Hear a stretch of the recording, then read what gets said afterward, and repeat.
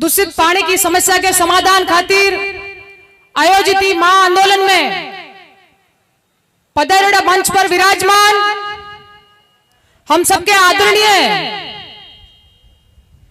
किसानों के मजबूत नेता बाइतू के विधायक महोदय हरि जी चौधरी साहब, थान सिंह जी डोली और यहाँ पर समस्त जनप्रतिनिधि मंच पर विराजमान है। मैं आप सबको प्रणाम करती हूँ और मैं धन्यवाद देती हूँ सामने विराजमान मातृशक्ति युवा भाई और बुजुर्गों को कि आपने अपनी जागरूकता को दिखाते हुए इस समस्या के समाधान के महा आंदोलन में एक मानव जाति के धर्म को निभाते हुए यहाँ पर अपनी उपस्थिति दी।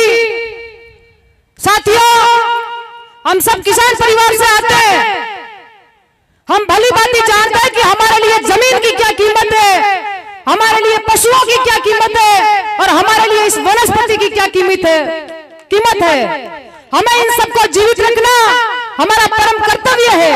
हमारे को हमारे पूर्वजों ने सिखाया है कि जमीन, पशु और वनस्पति के लिए अगर आपको अपनी जान की कुर्बानी देनी पड़े तो भी कभी पीछे मत हटना।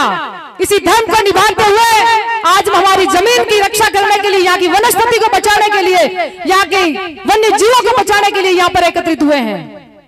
आप सभी जानते हैं कि वर्तमान की सरकार गहरी नींद में सोई हुई है। इसका जीता जागता उदाहरण कुछ दिन पहले हम सबने देखा कि राजस्थान की उप मुख्यमंत्री का बालोतरा तरफ का दौरा था। उस समय हमारी माताएं, बहनें, बुजुर्ग और हमारे भाई अपनी मांग को लेकर डोली गांव के अंदर एकत्रित हुए थे।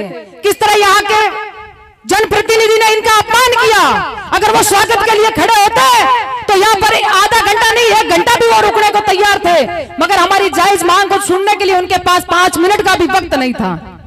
साथियों, हमारे भी सम्मान का भी बदला लेना है कि जिस जनप्रतिनिधि को हम सुन के भेजते हैं, जिनको सरकार तक पहुंचाते हैं, वो आखिर एक समय के साथ अपनी बातों को भूल कैसे जाता है, अपने वादों से मुकर कैसे जाता है। मैं वर्तमान सरकार से अपील करती हूं कि समय रहते इस गंभीर समस्या का समाधान निकाले, वरना यह किसान आज महा आंदोलन के रूप में यहाँ एकत्रित हुआ है, कल को सड़कों पर लांबित होगा, फिर आपको मजबूरन झुकना पड़ेगा। मजबूती से आपके साथ कंधे से कंधा मिलाकर खड़े रहेंगे। मगर आपको एक बात बता देना चाहती हूँ कि यह आंदोलन मुझे नहीं लगता कि एक दिन में समाप्त होगा। इस समस्या के लिए हमें मजबूती से लड़ना पड़ेगा। लड़ाई आर पार की भी हो सकती है, उसके लिए भी आप सभी लोग तैयार रहे। अग्रणी पंक्ति आपको कमजोर नहीं मिलेगी, मगर पीछे जो पब्लिक के सिर गिरे जाते हैं, जो संख्या गिनी जाती है, उसमें हमें कमी नहीं रखनी है। मजबूती से कंधे से कंधा मिलाकर इनका साथ देना, ये हमारा साथ देंगे। इसी बात के साथ मैं मेरी वाणी को विराम दूंगी। 1-2 पंक्ति कहूंगी कि 1-2 नारे लगाऊंगी, आप मेरे पीछे बोले, किसान एकता, मजदूर एकता, आवाज दो, आवाज दो। बहुत बहुत धन्यवाद।